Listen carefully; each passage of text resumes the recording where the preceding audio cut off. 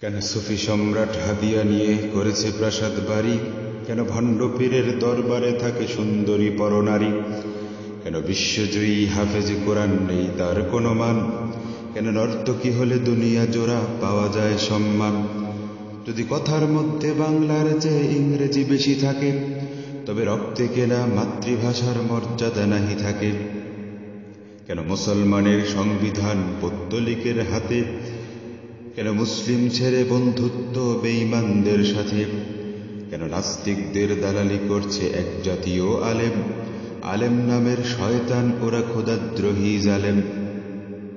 মদ্যপানার বেহায়াপনা বেশি হবে যেখানে, নবীজি বলেন ভূমিকম্প বেশি হবে সেখানে।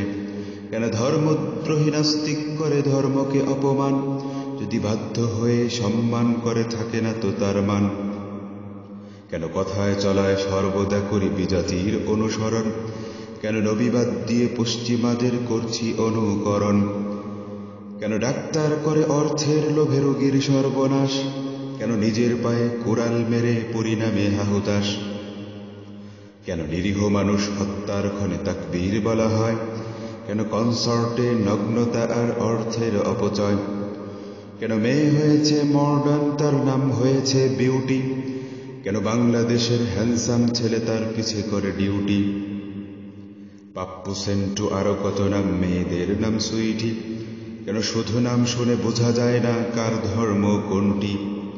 কেন ফাসেক লোকটি ওয়াজ মাহফিলে সভাপতি হয়ে যায়? কেন হক কথা বলে অনেকে আবার উগ্র উপাধি পায়?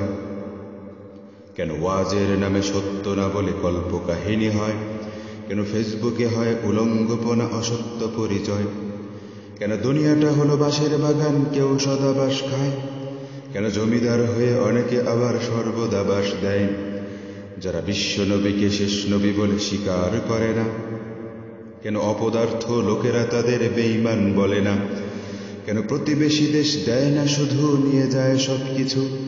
কেন আল্লাহ ছেড়ে ঘুরছি সবে সৃষ্ট জীবের পিছু?